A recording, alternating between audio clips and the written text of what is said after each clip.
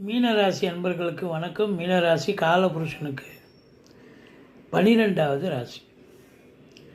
இதில் என்னென்ன நட்சத்திரங்கள் இருக்குது அப்படின்னு பார்த்தீங்கன்னா, பூரட்டாதி 4ஆம் பாதம், உத்திரட்டாதி, ரேவதி நட்சத்திரம் உள்ளடக்கியது.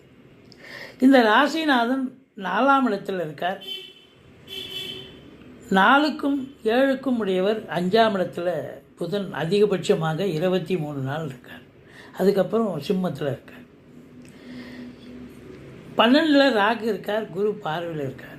குரு பார்வை கோடி நன்மை. உங்களுக்கு ராசிநாதன் 4ஆம் இடத்தில் இருந்து 8ஆம் இடம், 10ஆம் இடம், 12ஆம் இடத்தை பார்ப்பது என்பது மாபெரும் சிறப்பு. இந்த ஆகஸ்ட் மாத கிரகங்கள் இந்த மீனராசியில் பிறந்த அன்பர்களுக்கு நல்ல பலனை தருமா, இல்லை சுமாரான பலனை வாரி வழங்குமா?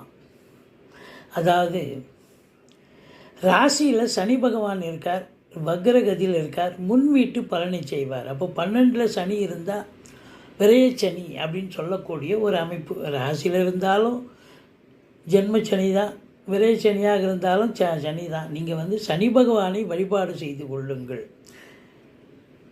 சனி பகவானை சனிக்கிழமை தோறும் எள்ளெண்ணெய் தீபம் இட்டு சங்கடம் தீர்க்கும் சனி பகவானே மங்களம் பொங்க மனமைத்தருள்வார், சச்சரவின்றி சனீஸ்வர தேவை இச்சகம் வாழ்க, இன்னருள் தாத்தா இந்த சுலோகத்தை சொல்லிட்டு வாங்க, தீபம் போட்டுட்டு வாங்க. ஓரளவுக்கு 19 வயசுக்குள்ளே நடக்கக்கூடிய இளைஞர்களுக்கு படிப்பில் கொஞ்சம் நாட்டம் வரும்.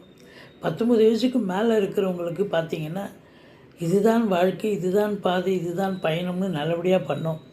அதனால் 7 சனி நடக்குதுன்னு ரொம்ப ஃபங்காயிடாதீங்க. மற்ற கிரகங்கள் உங்களுக்கு சாதகமாக இருக்கின்றன. குறிப்பாக ராசிநாதன் உங்களுக்கு மிக சாதகமாக இருந்து தொழில் ஸ்தானத்தை பார்க்கிறார், ஜீவனஸ்தானத்தை பார்க்கிறார். அப்போ ஜீவனம் சிறப்பாக இருக்குன்னு சொன்னால் அப்போ நல்லா எல்லாமே சிறப்பாக தானே இருக்கும். பணம் பல வகையில் வரும், ஜீவனம் தானே முக்கியம். ஒரு தொழில் உத்தியோகம் இல்லை என்று சொன்னால் வருமானம் இருக்காது. அப்போ தொழில் ஸ்தானத்தை குரு பார்க்கிறார் என்று சொன்னால் தொழில் வளர்ச்சி நிச்சயமாக அடைய போகுது.